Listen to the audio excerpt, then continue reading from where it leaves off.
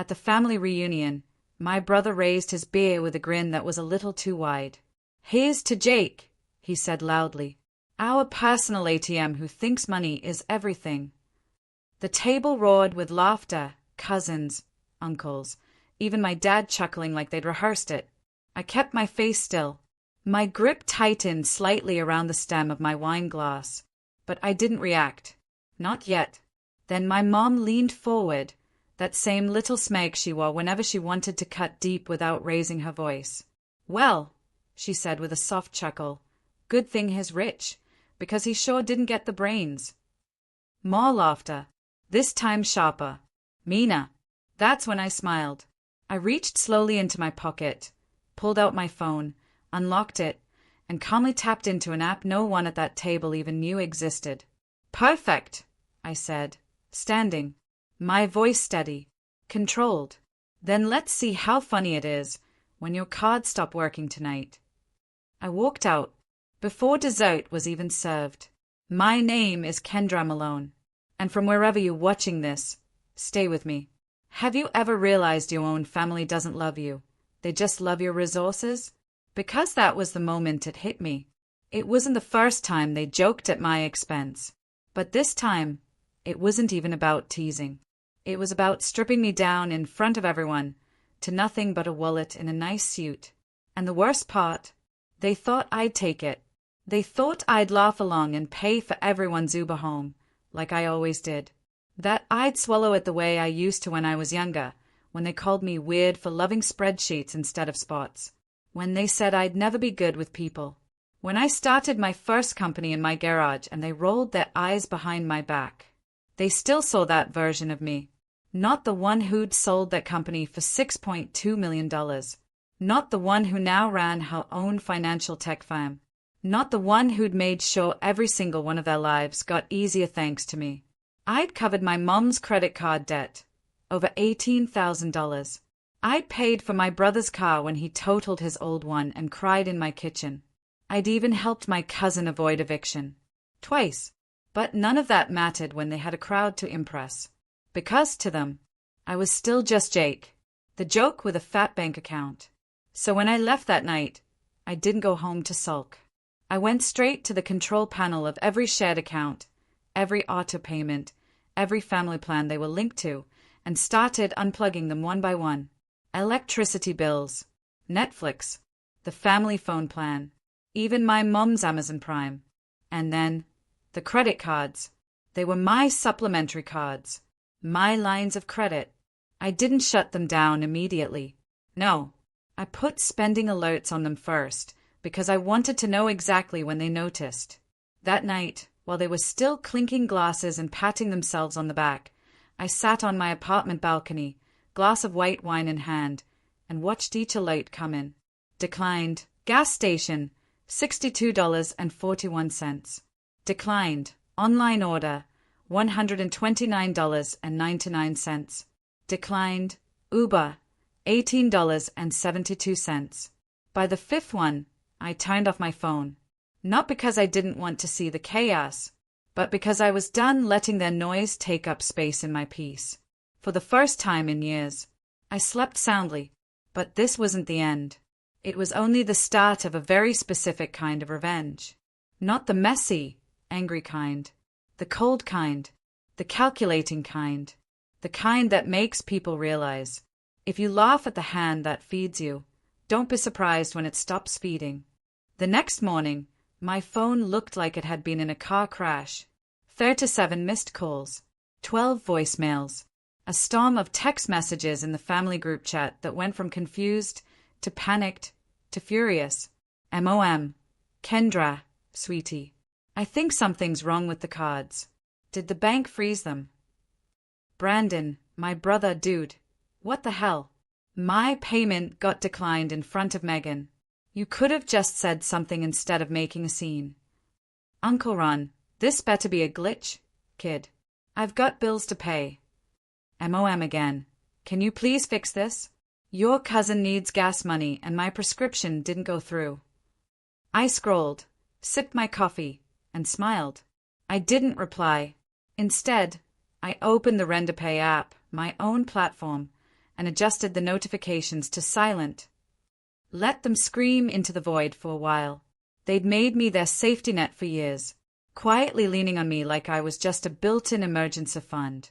No gratitude, no respect, just expectation. But the moment I stopped behaving like a background character, they broke, and I wasn't done yet. I went to work like nothing had happened. My office was quiet, high up on the 19th floor with full glass views of downtown Chicago. My assistant, Lila, popped her head in and said, "You look lighter today. Did you sleep?" I nodded, better than I have in years. Because I wasn't just cutting them off financially, I was cutting off their version of me, the silent helper, the overlooked sibling, the walking ATM they could mock in public and milk in private. Now they were going to meet the woman who built her own empire and didn't owe anyone an explanation for choosing herself. By 2 p.m., my mom showed up at the office. Not a call, not a warning. Just walked in like she still had keys to my life. "Hi, baby," she said, standing in front of my desk like we were about to have lunch. I didn't get up. I didn't offer a hug. She blinked at my silence, then forced a nervous laugh. "So, your brother said something happened with the cards." I folded my hands. "Yeah, I disabled them." "But why?" I looked her in the eyes. "You sat at that table and laughed with everyone while they tore me down. You didn't defend me. You didn't even flinch. And it wasn't the first time." "Oh, come on, honey." "Don't," I said calmly. "You didn't raise your voice when they mocked me, so don't raise it now to defend yourself." Her face flushed. "I didn't think you'd take it so personally. It was just a joke. A joke at my expense.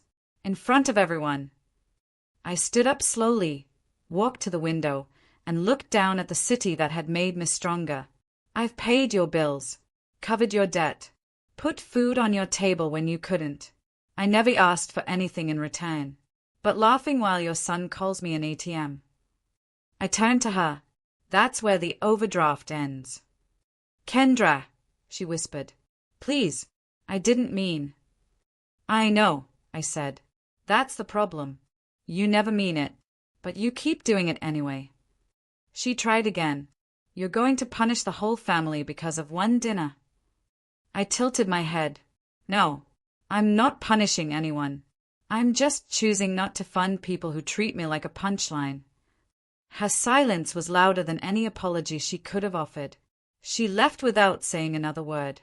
And for the first time in my life, I didn't chase after her. I just went back to my desk and got back to work. Because this wasn't a tantrum. It was a transformation. They thought the money made me soft.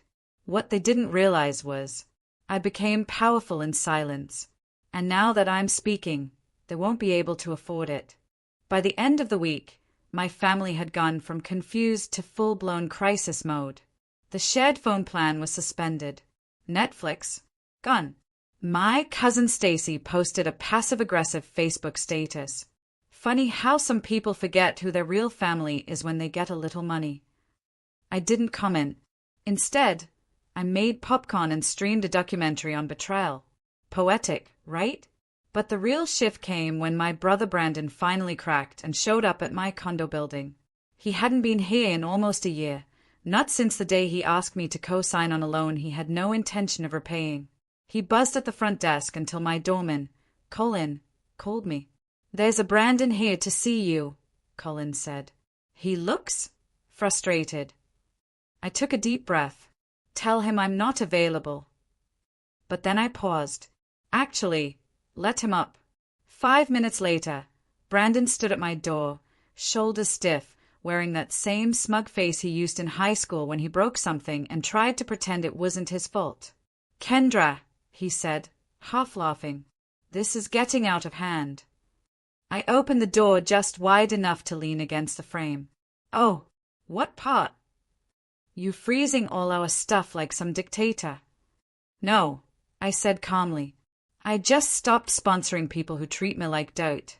That's cold self-respect." He scoffed. "Come on, it was a joke. We were all just playing." I tilted my head. Funny.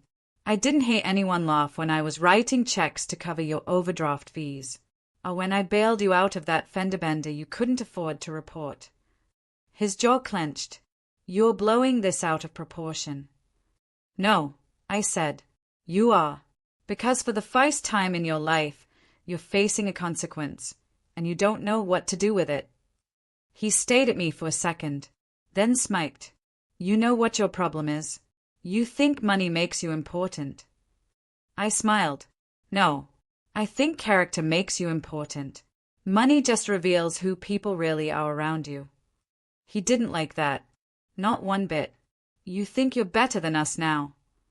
No, I said, voice level. I just finally realized you were never really with me to begin with. You were with my wallet. I could see the words hit him. Not all at once, but in layers.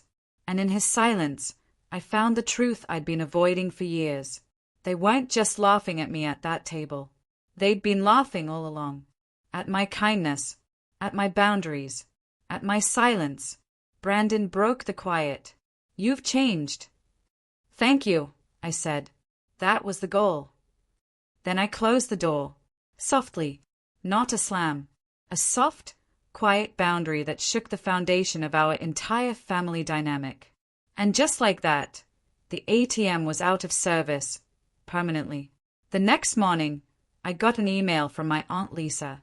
She was the only one who hadn't said anything during the reunion.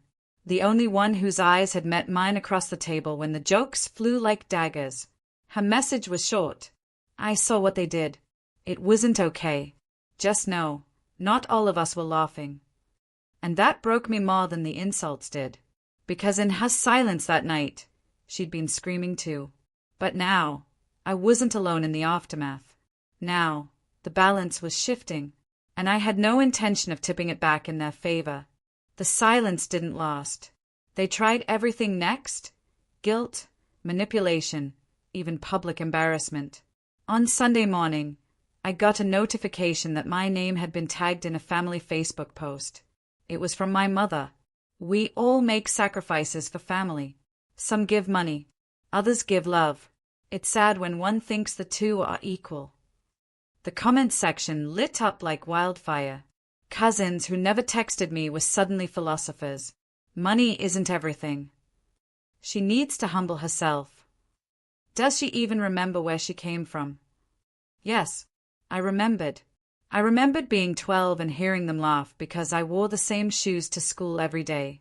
I remembered babysitting their kids for free while they went on vacations I couldn't afford. I remembered loaning out money with no interest, no payback plan, just faith. And now they were painting me as a villain because I said enough. So I did something they never saw coming. I wrote a reply. Family isn't a discount subscription. It's supposed to be built on love, not transactions. I'm not angry. I'm just done funding people who never saw my value until it had a $sign attached. Then I deactivated my account. Not because I was hiding, but because I didn't know them access anymore.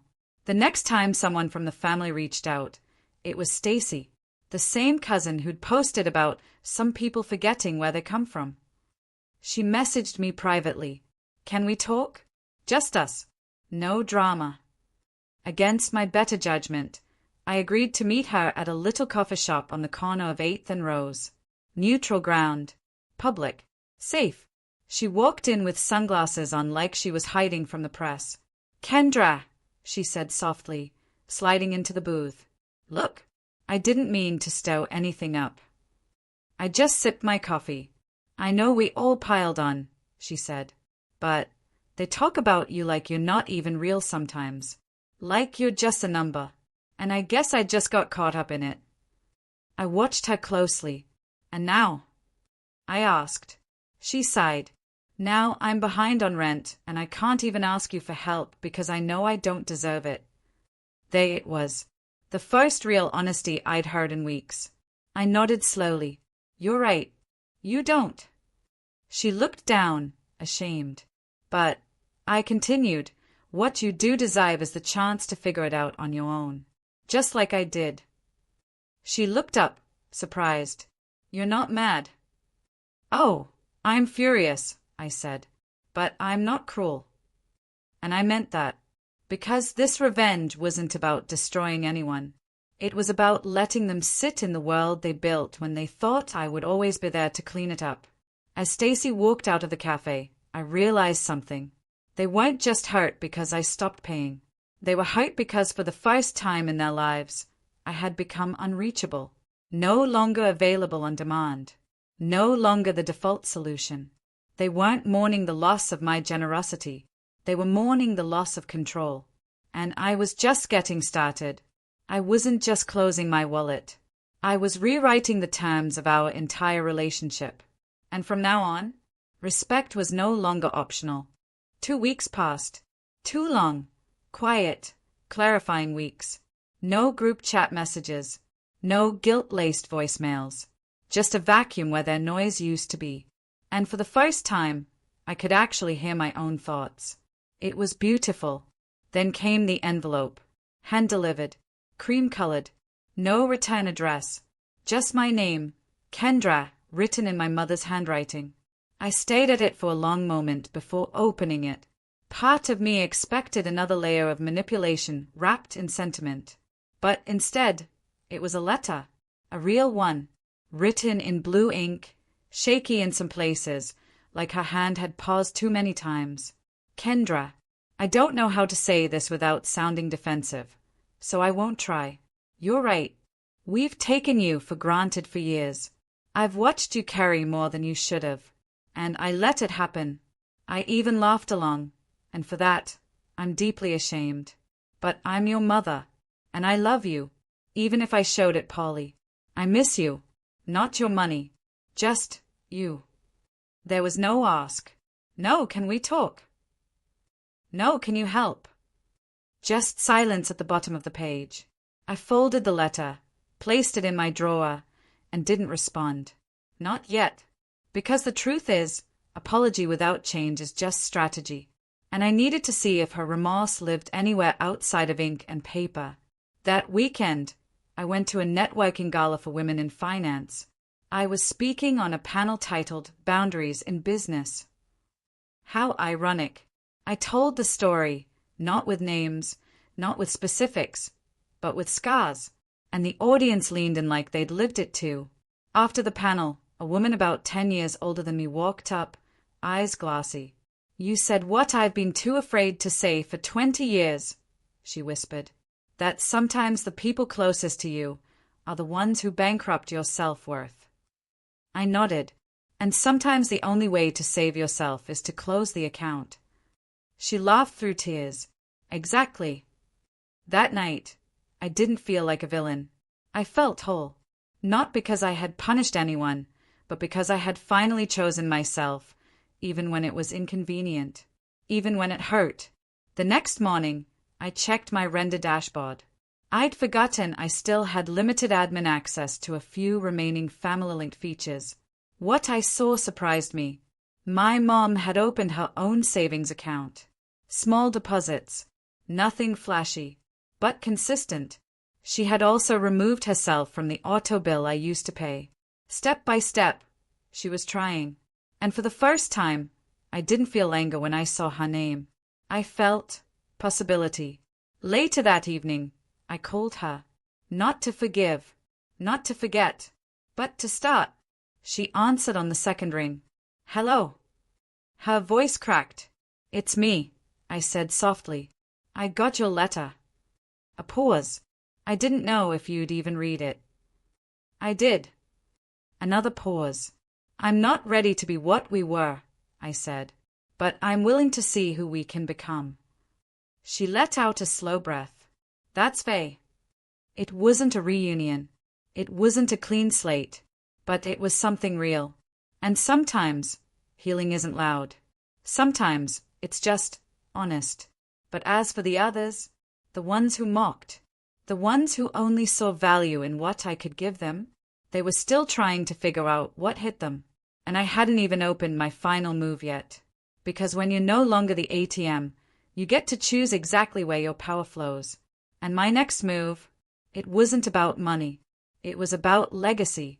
I stood on the stage, MIC clipped to my blazer, lights warm on my face, and a room full of strangers hanging on my every word. Not because I was famous, not because I was rich, but because I was real. The annual Women Who Build Summit had invited me to deliver the keynote. Not about entrepreneurship, not about success, but about boundaries. I told them everything. Well, almost. I spoke about being the provider in a family that saw you as a resource, not a person. About being ridiculed by those you loved most, and finally deciding to walk away, not to punish them, but to protect yourself. The room was quiet when I finished. Then came a standing ovation. I stepped off stage, my hands still trembling, heart pounding from the vulnerability. Kara, one of the summit organizers, hugged me tightly. You just said what so many of us live in silence. I nodded. I lived it too long. That night, I lay awake in my hotel suite, staring at the ceiling. I'd been cut off from my family's noise for nearly a month now, and something unexpected happened in the quiet. I heard myself clearly again. My ideas, my laughter, my ambition, not filtered through their expectations or their constant taking. Just me. And I realized something. All my life, I thought their acceptance validated me. But what I really needed was my own permission to grow beyond them. The next day, I called my legal team and gave them the green light for something I'd been quietly working on for years. A philanthropic venture, the Malone Foundation. A non-profit designed to mentor and fund young women from underserved communities who dreamed of becoming tech founders, but had no one to back them. The twist? Every dollar would come from what I once spent propping up my family. That $1,200 a month I used to send my mother. The emergency fund I set aside for Brandon. The subscriptions. The credit limits. All of it. Redirected. Repurposed. Reborn. Into something bigger than the cycle they tried to trap me in. This wasn't revenge. This was redirection. I launched the foundation publicly with a small event in Chicago. Nothing flashy. No press invites. Just 30 girls, handpicked, sitting in a co-working space with notebooks in hand and fire in their eyes. I told them my story. Every scar. Every insult disguised as a joke. Every time I was laughed at. And every time I rose anyway. They didn't cry. They nodded. Because they knew this story. Maybe not word for word, but in spirit. One of them, a 16-year-old named Talia, came up to me afterward and said, "My mom says I should stop dreaming and focus on being realistic. But hearing you, it's the first time I think I'm allowed to want more." And that's when I knew. My family may never apologize. They may never change. But I did. And that change didn't just free me. It created space for others to rise to. Later that week, I got a voicemail from Brandon. "Look, I know you're probably never gonna respond, but I saw the foundation launch. It's impressive. Honestly, I didn't think you had that in you. I guess I underestimated you. We all did." He hung up. No apology, just a fractured truth. And that was enough. Because this story, it was never about revenge. It was about remembering who I am, when no one else thought I was worth seeing. And now they finally did. Not because I shouted, not because I begged, but because I walked away and built something louder than their laughter. It had been 83 days since the reunion. Not that I was counting, but something in me knew. Not because of bitterness, but because I had measured my freedom in days of silence, not drama. And then, out of nowhere, I got the invitation. A crisp white envelope with gold foil lettering, no return address, just a single line embossed at the center. Malone Family Gathering, rebuilding starts here. I stayed at it for a long while, not out of hesitation, but calculation. Part of me thought it was a trap. Part of me thought it was guilt dressed as grace. But the smallest, quietest part of me, the part that still remembered holiday mover nights and stick-a-finger cousins, wondered if there was something left to salvage. I didn't ISVP. I just showed up. It was held at a rental hall. The same one we used to rent for birthdays and baby showers back when nobody could afford anything bigger. I walked in wearing soft gray, nothing flashy, nothing loud. Kara walked beside me, holding my hand, her presence steady but unobtrusive.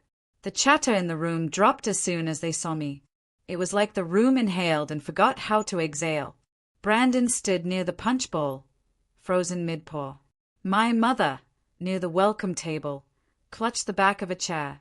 And then came the silence. I looked around at them all, the same people who once made me feel like I was an outsider in a family I paid to belong to. No one spoke. So I did. I'm not here for a reunion, I said. I'm here for the truth. Murmurs. Brandon stepped forward, face unreadable. We didn't know what we were doing. Yes, you did, I said gently. You just didn't expect me to walk away. He looked down. My mom slowly approached, holding something in her hand. She offered it to me. It was a photo, one I hadn't seen in years. Me, maybe 17, holding a second-hand laptop in the corner of the garage, soldering wires with tape on my glasses and dreams in my chest. I found it in the old drawer, she said, back when no one believed in you but you. I took the photo. My hands didn't shake. I believe in you now, she added. I studied her eyes, noticed how tired they looked. Not defeated, just stripped down, unmasked. And for the first time in a long time, I saw her as human. I don't need you to believe in me, I said softly. I just need you not to tear me down when I do. She nodded. Her lips trembled. That's Faye. I scanned the room once more. I built a life without your approval, without your applause. But I'm still here, not because I need your acceptance, but because even when you didn't deserve it, I kept hoping you'd learn how to love better. It wasn't a speech. It was a boundary, spoken out loud. I'm not funding anyone anymore, I added. Not because I'm angry, but because I believe people rise more when they stand on their own feet. There were no outbursts, no shouting, just silence. Then, softly, from the back of the room, came clapping. It was Aunt Lisa, and slowly, others followed. Not loud, not performative, just real, respectful, the kind of applause you give someone not because they impressed you, but because they finally stood in their own truth. Afterward, as Kara and I left, Brandon caught up to us in the parking lot. Hey, he said, one last thing. I turned. He extended a check. $1,000. First repayment, he said. It's small, but I'm starting. I didn't take it. Instead, I smiled. Keep it. Use it to fix your own mess. He looked confused. You're not mad? No, but I'm not your bank anymore. I'm your sister. Then I got in the car. As we drove away, Kara turned to me. You okay? I stared out the window. Better than okay, I think. I just made peace with being unreplaceable. 3 months later, I stood beneath a soft spring sky, ribbon in hand, as cameras clicked and a small crowd gathered behind me. A simple banner hung over the glass doors behind us. The Malone Foundation Learning Lab, opening day. Kara stood to my left, radiant in emerald. Aunt Lisa, the only family member who never laughed at me that night, stood on my right. My mother was in the front row, quiet, hands folded, watching me not with expectation, but with something closer to reverence. Brandon was there too, not at the front, not holding a MIC, but present. That was enough. As I stepped up to the podium, I took a slow breath. I spent a lot of years believing that love meant sacrificing yourself to stay connected, I said, my voice clear, no script in hand. That if I gave more, maybe I'd finally be enough. But the truth is, no one remembers how much you gave, only how much they felt entitled to. I paused. Until one day, you remember that your worth was never up for group debate. A quiet breeze passed through the crowd.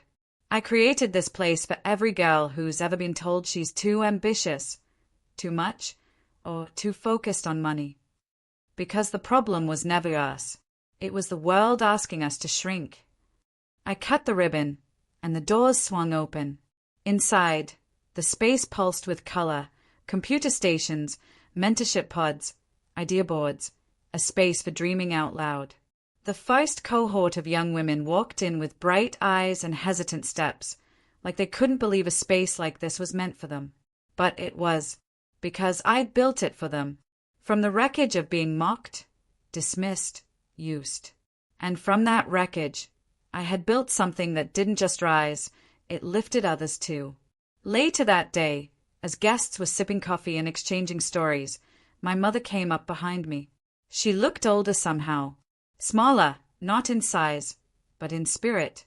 I know I can't undo what I said that night, she began, but I'm learning how to sit with it, and how to sit with you, without asking for anything.